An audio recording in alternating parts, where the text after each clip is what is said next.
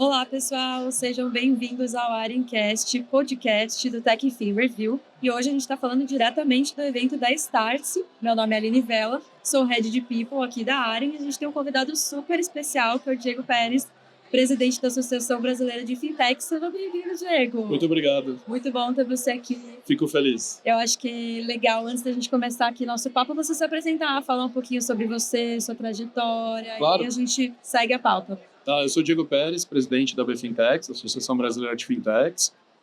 Eu vim do mundo jurídico, né, então eu sou advogado. Legal. Tenho muita familiaridade com regulação, né, regras do Banco Central, CVM, que são as autoridades do mercado financeiro. Mas eu também sou empreendedor, né, então eu fundei uma fintech em 2013, a SMU Investimentos. E a partir da SMU Investimentos eu comecei a entrar no mundo das fintechs, né, que foi quando eu me juntei com os meus colegas de associação, mais ou menos em 2018. Aí, na associação, comecei como diretor e hoje eu sou o presidente. Perfeito. Diego, eu queria que você falasse um pouquinho da BFintechs também, para o pessoal conhecer o trabalho que vocês fazem, objetivos, missão, enfim, um pouquinho para a gente ter esse vislumbre, né, do que é a BFintechs. Claro. A BFintechs é uma entidade que organiza o setor, né, em uma voz única, para que a gente possa interagir com as autoridades, especialmente aquelas que ditam as regras do mercado financeiro de capitais, e levar as demandas das fintechs para essas autoridades e, ao mesmo tempo, trazer as mensagens das autoridades para o nosso grupo. Tá? Então, a gente teve um envolvimento direto no desenvolvimento de todas as regulações que estão aí vigentes, tratando de mercado financeiro, como as regras que tornaram possível o Pix no Brasil, o Open Finance, a gente participa ativamente, o DREX agora, que é o Real Digital, a gente também tem pessoas dedicadas, exclusivas para isso. Esse é um dos principais focos de atuação. Mas nós somos uma associação relativamente grande, porque a gente tem mais de 700 fintechs associadas. Muita fintech. É muita gente, é muita fintech, né? Então a gente também acaba trazendo essa dinâmica de promoção de negócios entre as fintechs, né? Então a gente faz com que as fintechs possam se encontrar, que elas tenham a oportunidade de crescer junto com outras fintechs, né? E, ao mesmo tempo, oferecer o seu produto ou o seu serviço dentro do nosso universo ou fora, para entidades que fazem parte do nosso grupo, como mantenedores, por exemplo. Isso é muito legal, porque é networking, ao mesmo tempo também, eu acho que as fintechs podem trocar figurinhas sobre os desafios que estão enfrentando, né? Quando a gente fala de regulação, às vezes assusta um pouco, né? Sim. O que, como fazer dentro desse segmento, né? Então, é muito legal ter esse network e, ao mesmo tempo, poder trocar essas figurinhas desses desafios, né? E queria saber também, Diego, a médio prazo e longo prazo, o que vocês têm como objetivo, né, para a BFintechs? Porque é um ecossistema que já está enorme, né? E o que vocês têm aí de vislumbre no futuro? Sim. O nosso principal objetivo é continuar desenvolvendo esse mercado de maneira contínua e repetida, para que a inovação ela sempre esteja à frente da regulação e não o contrário, né? Então, a gente fomenta para que os inovadores pensem em novos produtos a serem desenvolvidos e criados para o mercado financeiro e, ao mesmo tempo, a gente interage com os reguladores para que as regras não impeçam que essa inovação aconteça, tá? Então, isso é algo que vai acontecer para sempre. Não existe assim, sabe? O nosso objetivo é alcançar determinado patamar. Não, a gente sempre vai trabalhar continuamente para esse desenvolvimento. Mas o que a gente também busca é que a BFintechs ela seja uma entidade que não seja exclusiva do Brasil, né? Legal. Que a gente também receba fintechs de outros países e que as fintechs brasileiras também possam atuar fora do Brasil com o nosso apoio. Então a gente já tem algumas fintechs que são da Argentina, da Colômbia, do México, do Reino Unido, do Canadá, que fazem parte do nosso grupo de associados, assim como tem fintechs brasileiras que estão iniciando suas operações ou estão até já prosperando em outros continentes, como na Ásia, na Europa, na África e etc. Isso é muito legal, porque proporciona muito conhecimento e, às vezes, até fusão, aquisição, né? E vocês ali fazendo a ponte, né? Isso Sim. é muito legal, né? Inclusive, a gente precisa sempre revisitar a nossa tabela de associados, porque às vezes eles se juntam, um associado se junta com o outro, e aí a gente acaba perdendo, né, um associado a menos, mas para um bem maior, porque ele está crescendo, né? E ao mesmo tempo também fintechs associadas compram empresas que não são fintechs, né? Ou então empresas muito grandes absorvem uma fintech e se tornam associados em razão disso, né? Então a gente também tem os casos assim. Nossa, muito legal. E aí, também falando sobre o contexto de fintechs como um todo, a gente vem percebendo um aumento de fintechs, né? Então, vira e mexe, tem alguma nova fintech e tudo mais. O que você acha que impulsiona esse crescimento, né? O que está aí por trás desse crescimento como um todo de fintech? Eu acho que são diversos fatores, né? A gente não pode tratar isso como um único motivo, né? Acho que são 5, 6 conjuntos de motivos que impulsionaram e vem impulsionando o crescimento das fintechs no Brasil. O primeiro é um approach, né? um contato com o regulador de maneira colaborativa com o mercado, né? Não são regras impostas, são regras discutidas e debatidas com o mercado. Então, a partir do momento que você tem um regulador permissivo e amistoso à existência das fintechs, elas vão ter um espaço regulatório para crescer. Ao mesmo tempo, a gente vem desenvolvendo o nosso país, o Brasil, para incluir novas pessoas no sistema financeiro, né? Então, pessoas que não tinham nenhum tipo de acesso a qualquer tipo de carteira digital, hoje isso já é uma realidade, né? O Pix, por exemplo, ele já tem mais de 160 milhões de brasileiros conectados, né? Isso é basicamente 90% da população, eu diria. O que está atingindo de pessoas, né? Se você tirar as pessoas que são muito jovens, né? Ou as pessoas que não acessam por qualquer outro motivo, a gente chega perto de 90% dos brasileiros.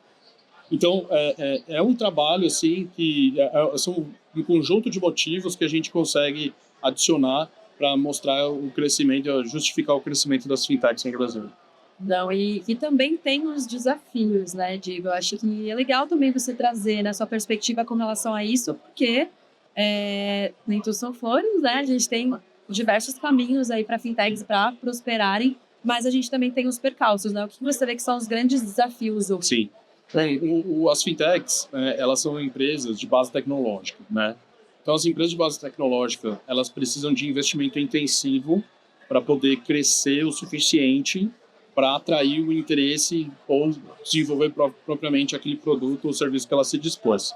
E a partir do momento que o investimento intensivo é necessário, você fica sujeito a variações de mercado, onde esses investimentos, os investidores, eles podem estar um pouco mais resguardados em determinados momentos de crises globais, etc., onde esse investimento se torna um pouco mais escasso, né? Então, a falta de liquidez, né, ou pouco capital disponível para investir em fintechs, às vezes é uma dificuldade, né?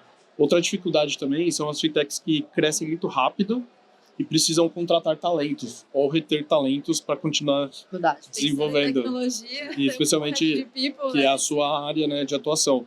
Então também existe assim uma dificuldade de você encontrar o profissional perfeito para aquele modelo de negócio ou para o estágio que aquela fintech se encontra, porque às vezes o profissional mais adequado para aquele momento, ele ou é muito caro ou ele não está disponível, né? Então existe esse desafio das fintechs também. E aí também como que a BFintex ajuda nesse sentido, né? O que a BFintex está ali fazendo também, temos vários desafios, o que a gente consegue fazer por essas fintechs para ajudar? A gente tenta ajudar de maneira transversal, né? Então, por exemplo, a gente tem os nossos programas educacionais de capacitação, onde a gente tenta formar os novos empregados, né, as novas pessoas que desejam trabalhar em fintechs, ou melhorar as habilidades, né, o skill set das pessoas que já trabalham para as fintechs associadas, né?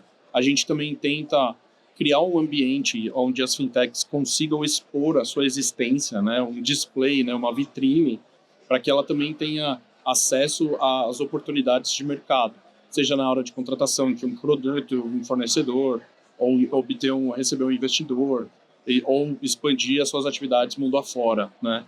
Então, esse ambiente de promoção de atividades relacionadas ao negócio é uma das boas horas que a gente dedica para as fintechs associadas. Eu acho que isso também é muito legal quando a gente fala de regulação, porque é bastante complexo, né? Por mais que a gente tenha um regulador que dê abertura para o crescimento, né? Pode ser complexo dependendo ali da pessoa, né? Se a pessoa for de tecnologia, por exemplo, né? Tem ali uma complexidade, né? E aí eu queria saber como que vocês desmistificam isso, deixam mais simples, né? Como que as fintechs conseguem ter um acesso e entender que também é importante a regulação, mas também que tem solução, não é um bicho de sete cabeças também, né? Como que vocês fazem esse trabalho?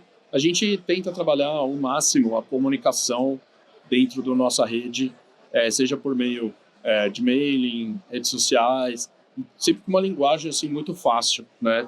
Sem muito juridiquês, sem muitos jargões tecnológicos, para que não só quem trabalha já numa fintech, mas especialmente quem quer conhecer uma fintech saiba o que a gente faz e como que isso deve ser feito, né? Ao mesmo tempo, as pessoas que estão já vivenciando isso, trabalhando com uma fintech, elas precisam saber os propósitos, as motivações, né? Os contextos. Por que existe uma limitação regulatória? Por que existe um bloqueio A ou B? Por que existe um determinado volume que se você ultrapassar, você precisa encontrar novos requisitos para você ter a habilidade de operar aquele serviço, né? Porque, assim, o sistema financeiro, o mercado financeiro, especialmente, ele é um dos mais regulados de todos. Porque você lida com o dinheiro das pessoas, Muita né? responsabilidade. É muita responsabilidade. Então, você coloca a economia inteira em risco se algo não funcionar direito, né? Então, sempre existe um contexto para aquilo. E aí a gente tenta entregar informação para que esse contexto esteja sempre presente na cabeça das pessoas que trabalham no nosso setor. E aí também queria saber de você, Diego, os principais desafios e o que está sendo muito discutido atualmente em termos de regulação. Então, poxa, esse tema aqui, né, a gente está discutindo bastante porque é algo relevante nesse momento, né? Então, o que você vê assim, que está mais em alta, digamos? São alguns temas bem diversos, né? O primeiro deles é a regulação dos ativos digitais, né, os criptoativos. Isso, assim, já vem acontecendo, o Banco Central já apresentou uma consulta pública, já existe uma lei que dita as regras para isso, mas o arcabouço regulatório precisa ser construído. Ainda é um pouco nebuloso. Ainda existe uma área cinzenta que a gente precisa esclarecer, clarear um pouco, né? Também tem a regulação do BaaS, que Bank as a Service. O Banco Central já se manifestou dizendo que esse ano eles pretendem, pelo menos, apresentar uma proposta de regulação do Bank as a Service, o que é importante, né? Você ter um piso regulatório onde todo mundo entenda quais são os limites de atuação ou quais são as possibilidades de atuação de uma fintech que deseja seguir nesse caminho, né? E a gente também tem outras regulações focadas em setores específicos. Tem regulação, por exemplo, do agronegócio, do ponto de vista financeiro, né? Tem os fundos de movimenta muito dinheiro, que é uma fatia representativa do PIB nacional. Então, existem os fundos de investimento específicos para o agronegócio, que são os FIAGROS, né? Existe também a dinâmica da tokenização de ativos, né, que também puxa um pouco para as criptomoedas e ativos digitais.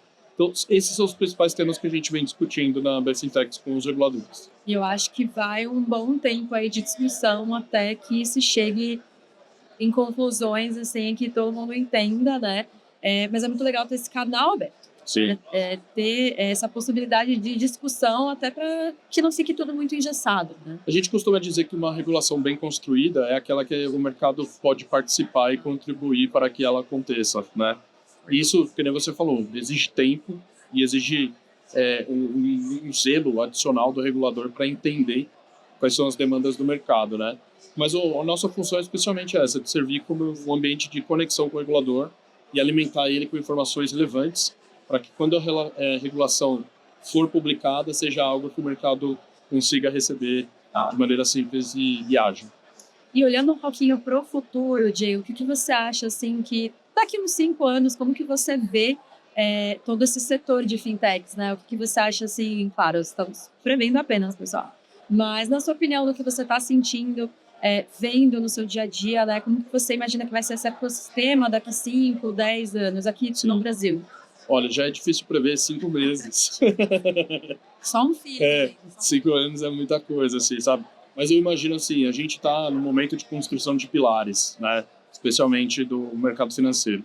Então a gente já tem um pilar que foi o pagamento instantâneo, o Pix, né?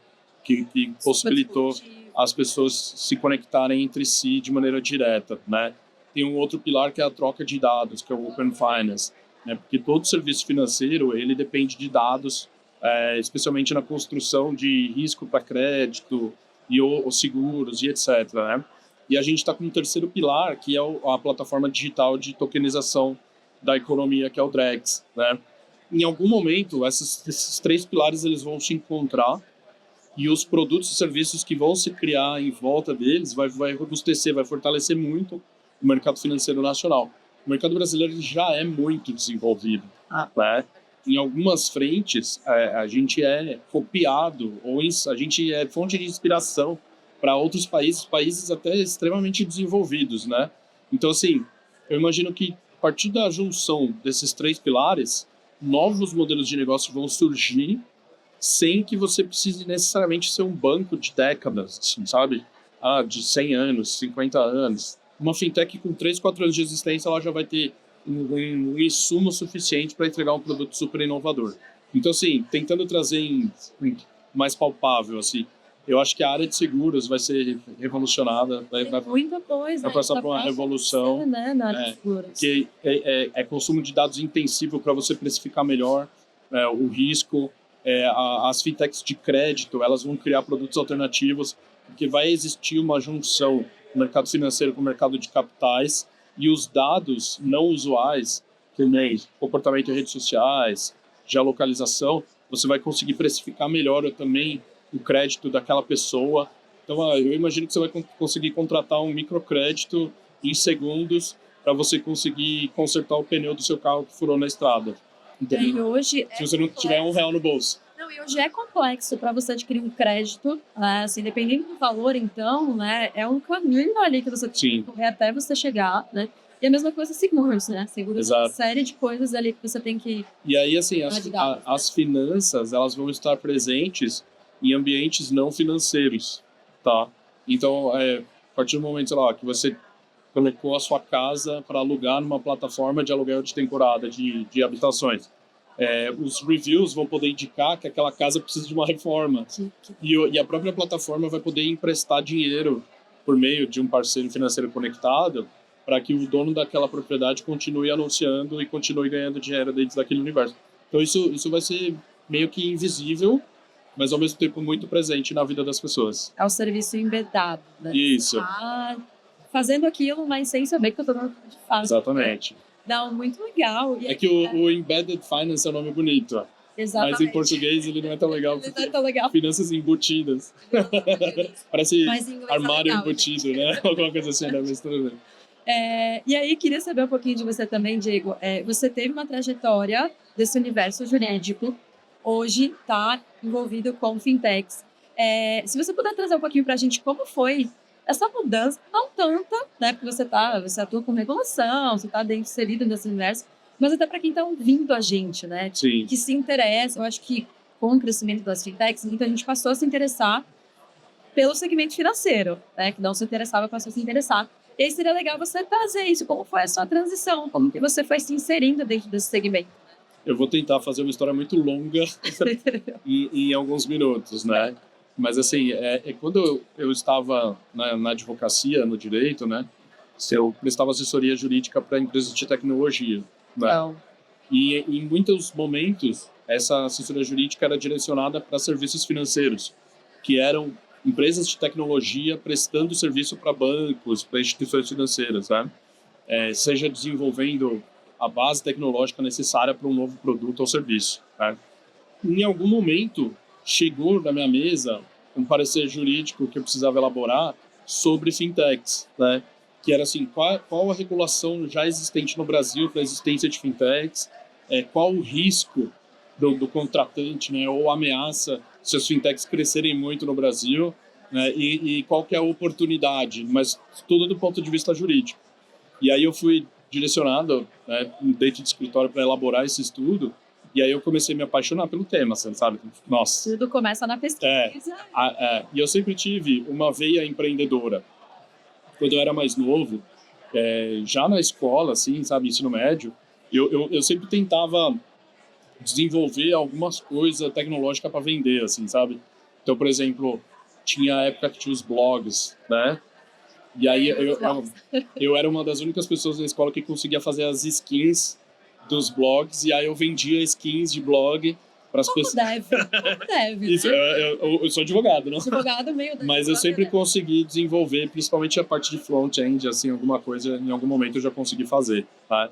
Então, eu sempre tentei juntar essa vontade de empreender com conhecimento jurídico, e a área de tecnologia foi sempre o que me puxou, né? Legal. Então, aí, dali pra frente, isso foi mais ou menos 2011, 2012. Aí começou a surgir Bitcoin pra lá, crowdfunding pra cá, sabe? Peer-to-peer lending pra cima e pra baixo.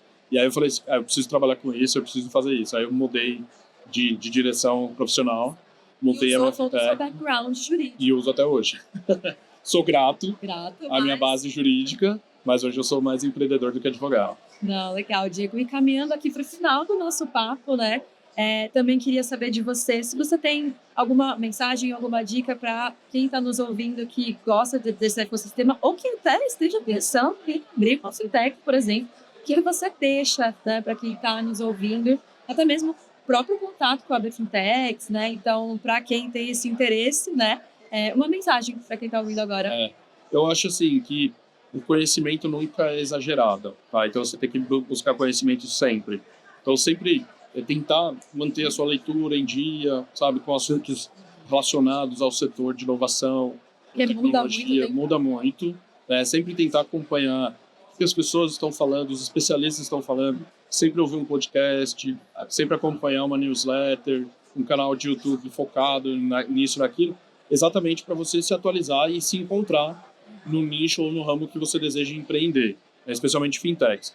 Agora, assim, uma vez que você entrou no fintech, você não pode tentar se distanciar da questão regulatória. Independente se você é advogado ou não, tá? Você precisa entender pelo menos o básico. Você precisa entender como é que funciona o sistema financeiro nacional, quem são as autoridades, as regras básicas que existem, questões a combate à lavagem de dinheiro, combate a risco sistêmico, enfim, segurança cibernética, porque isso é o básico. Se você não sabe isso, você não vai ter sucesso empreendedor. Porque o próprio cliente exige isso, né, da fintech. Ser uma fintech mais segura, aquela que domina também a parte regulatória. Né? E aí eu vou fazer o gancho com a BFintex, né, porque a gente sempre tem, dentro da BFintex, a promoção de conteúdos relacionados a essa temática. A gente sempre faz postagens nas nossas redes sociais, né? Nós somos muito ativos nas redes sociais para que as pessoas também possam entender o que está por vir, o que está acontecendo, e também que a gente tenta sempre reverberar os casos de sucesso, não só dos associados, mas também das fintechs do Brasil e de outros países. E a gente também não tem medo de divulgar os casos de fracasso, porque a gente também precisa falar sobre isso para que as pessoas possam aprender com os erros do passado, mesmo que de outras pessoas, né? E tentar fazer um negócio próspero nesse todo.